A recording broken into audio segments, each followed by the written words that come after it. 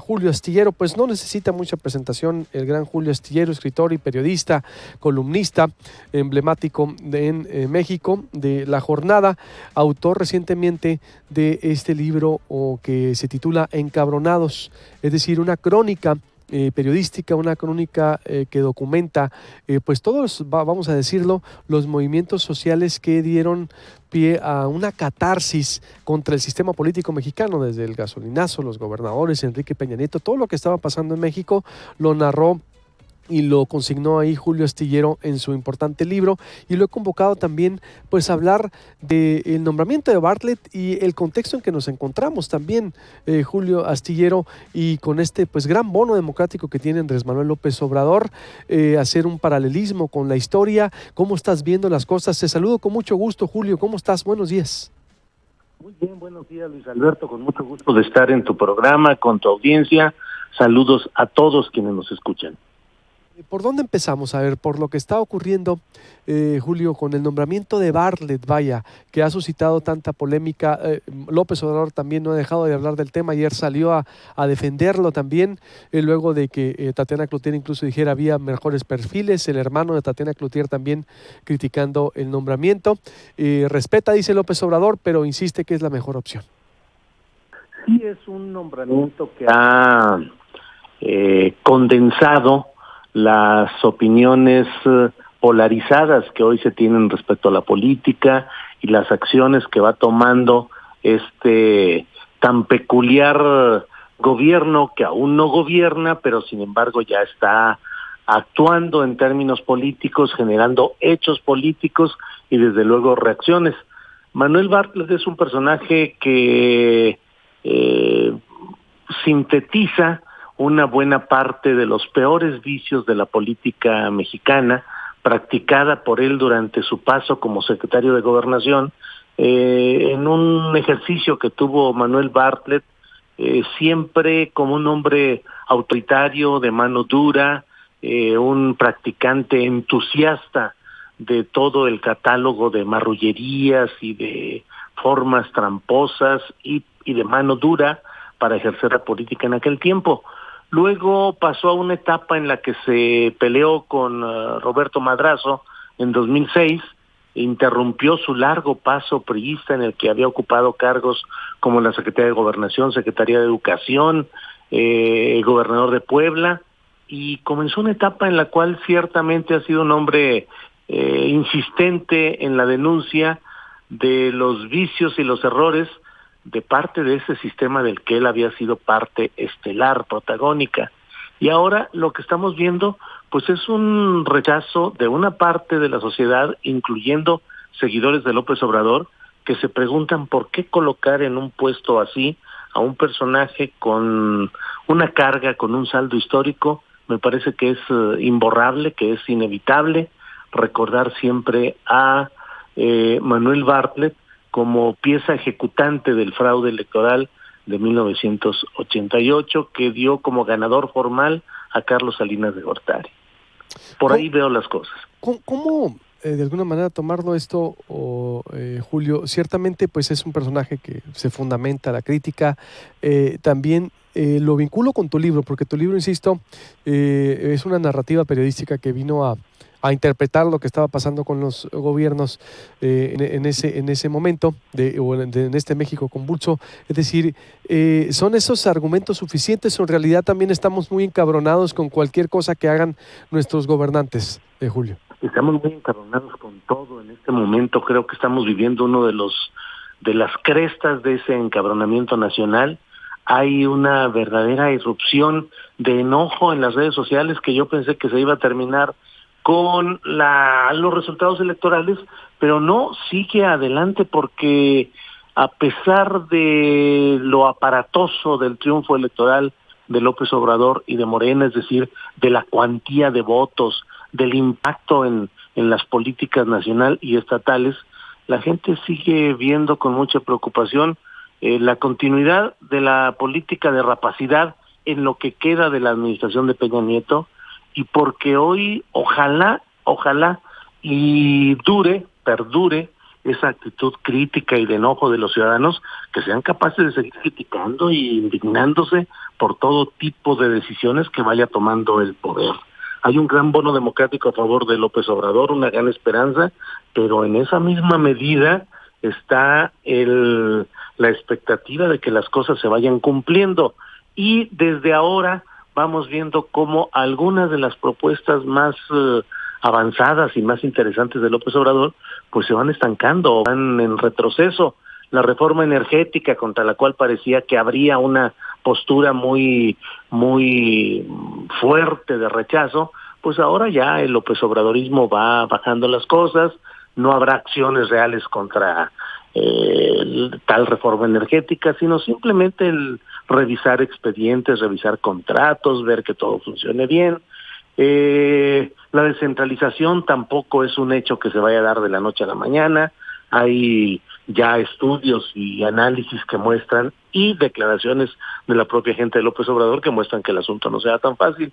Entonces, creo que los mexicanos vamos a pasar de la etapa de encabronados que estábamos antes del proceso electoral a un desencabronamiento leve luego de las elecciones, pero ese proceso de acumulación de ira y de hartazgo continúa, Luis Alberto, creo yo. A ver, hablando de eso, ¿no estará también López Obrador concentrando todos los reflectores ahorita con nombramientos, con todo lo que viene? Nos estamos olvidando de Peña Nieto, como tú dices exactamente, estamos todavía muy encabronados con la rapacidad que representa esta administración, con la cultura que no quiso ni por lo menos combatir, porque para Enrique Peña Nieto la corrupción es cultural, le dio un uso de costumbres, de usos y costumbres a un problema endémico que ciertamente no quiso combatir. A ver, no se ha empezado a hablar de su herencia, no se ha empezado a hablar de lo que es. Todo es hoy López Obrador, que entiendo que la agenda pues la trae López Obrador desde el año pasado con el nombramiento de gabinete, la ganó, apabulló, pero pues ya, o será que ya el pacto incluye no tocar a Peña Nieto también, Julio. Bueno, pues es que eso es parte de lo que tenemos que analizar con mucho cuidado.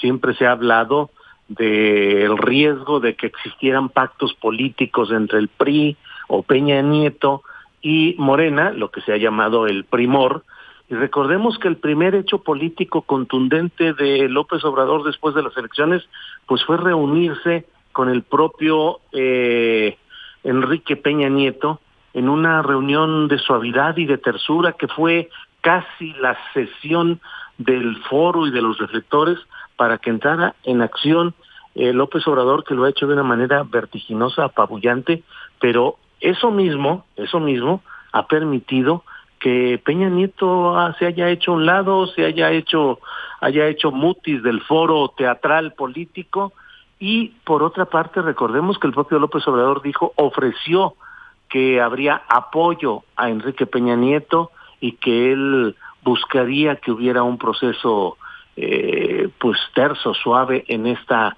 transferencia de poder.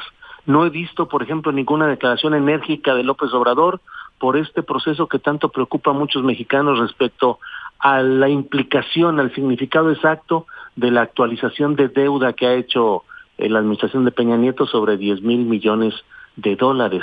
Exactamente en qué va a quedar, cómo se significa, ese es parte de los problemas. López Obrador con su activismo le ha dado a Peña Nieto la oportunidad tranquila de salirse de foro, y la amnistía política que ha anunciado también López Obrador, pues es una forma de dejar que se retire tranquilamente Peña Nieto, que es lo que estamos viendo al menos hasta este momento.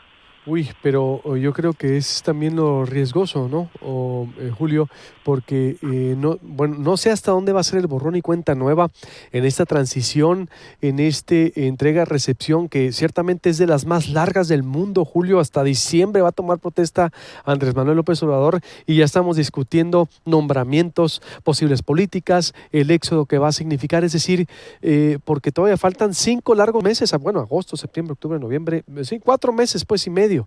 Para que esto se concrete, Julio. 4 meses, pues se concrete.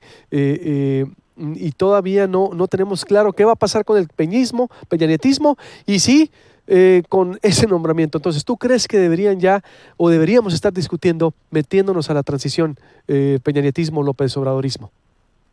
Sí, yo creo que uno de los saldos peligrosos de este momento político que estamos viviendo es justamente el hecho de que la responsabilidad de Peña Nieto y su equipo, que son todavía una administración marcada por la rapacidad, por el saqueo, la corrupción, la impunidad, la frivolidad, están ya de salida tranquilamente, dispuestos a irse a sus casas, mientras López Obrador ocupa a plenitud el espacio mediático.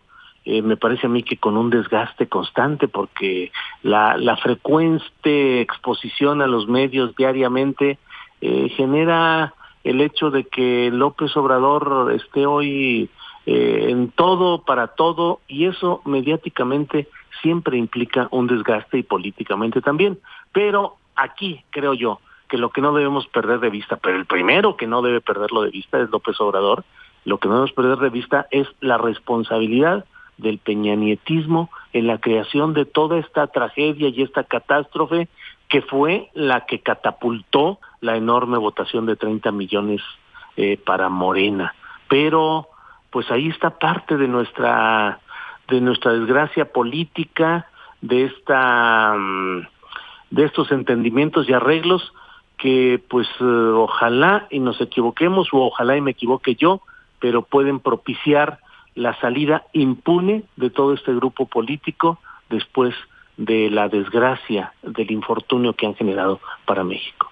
Sí, porque bueno, López Obrador, Julio, a lo mejor puede decir es que no soy vengativo, lo dijo incluso desde la campaña, si hay que decirlo, hay una narrativa coherente López Obrador porque bajó las expectativas de persecución, ¿recuerdas? Desde que fue con Milenio y dijo, a ver, no quiero ser demagógico, como lo ha sido Anaya, no hay instrumentos legales para enjuiciar a Peña Nieto. Hay que cambiar la Constitución, dijo López Obrador. Después lo reiteró, ciertamente, pero aún así yo también me pregunto, bueno, pero no hay nada que investigar, no hay nada que documentar, no hay nada que perseguir en este momento de la historia, es decir, se van a ir así nomás porque sí.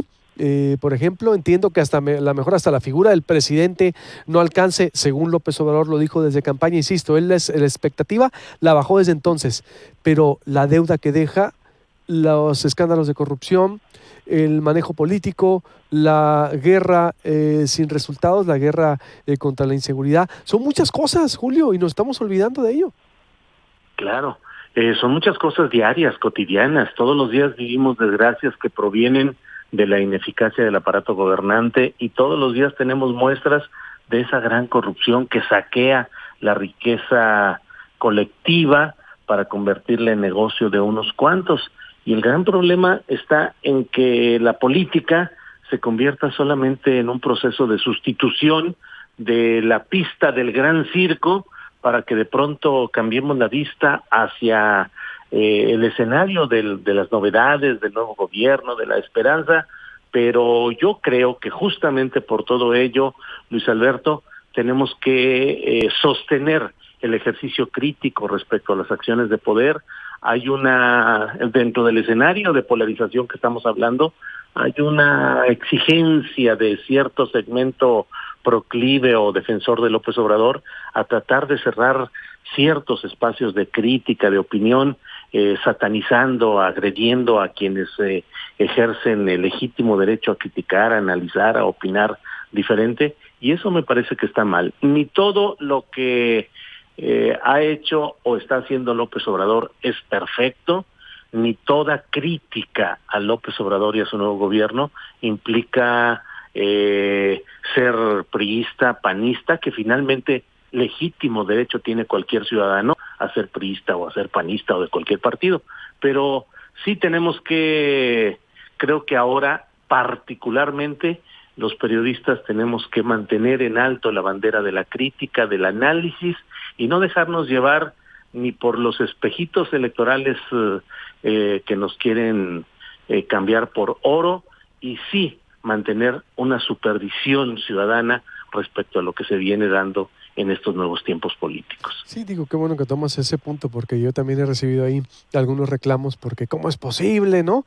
Que todavía, a ver, no podemos, el periodismo es eso, el periodismo permanente es una observancia continua del poder, de un escrutinio permanente, de estar, pues, de alguna manera vigilando esas contradicciones, vaya, el evitar el saqueo y si se da denunciarlo, investigarlo, por supuesto, digo, siempre lo hacemos. Y sí hay una corriente que pues no admite que se le critique, pero pues lo tenemos que hacer, no podemos estar de acuerdo con todo. Todos estuvimos de acuerdo, o la gran mayoría, en un cambio y el castigo que recibió el régimen político, esta revolución silenciosa de votos, pero no podemos callarnos, Julio, totalmente, Claro. lo que viene. Claro, porque esa es nuestra obligación finalmente, y la obligación de todo ciudadano, la adhesión casi religiosa a un partido, a un personaje, siempre le ha hecho daño en la historia a México. Las figuras del caudillismo, las figuras de la concentración del poder en una sola persona, no son positivas. Los ejemplos de este disenso amplio está en el caso específico de Manuel Bartlett, que ha recibido un enorme rechazo, porque finalmente los mexicanos, o una parte de los mexicanos, se preguntan, caray, si no pudo haber habido otro perfil de otro político, técnico o personaje que pudiera cumplir con esas. Julio, ¿cómo lo tomas? Digo, pues Sí. entiendo ella afectada, digo, era su padre el que también se vio afectado con eso. Claro, claro. Y como eso, pues hay perfiles que generan mucha expectativa positiva. Está Irma Heréndira Sandoval en la función pública, que se espera que vaya a fondo. Está tu paisano Alfonso Durazo, que desde luego pues va a ser muy interesante lo que se haga, con cuidado, con oficio político, con fuerza en la Secretaría de Seguridad.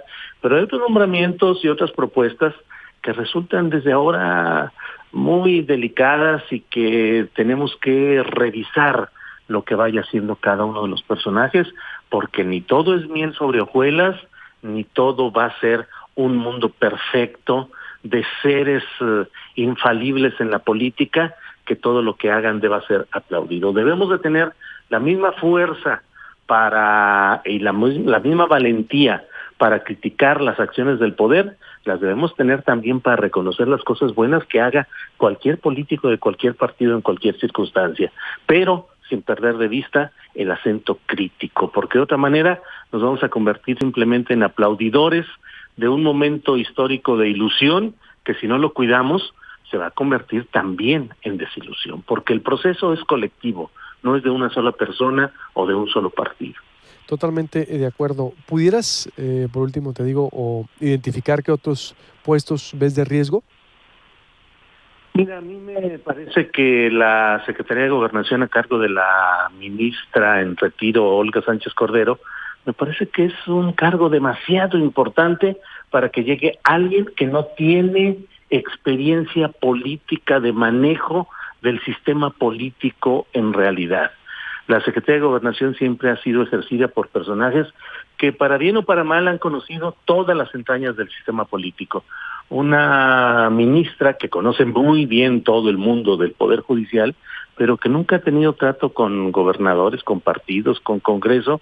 Me parece incluso que la ministra Sánchez Cordero es una figura de transición, como que va a llegar, va a estar un poquito y en algún otro momento podrá pasar alguna otra cosa. Me preocupa el secretario de Agricultura, Víctor Villalobos, relacionado con los cultivos transgénicos, hombre dependiente de Alfonso Romo, que es el personaje fuerte, el vicepresidente económico, una especie de José Córdoba Montoya de López Obrador.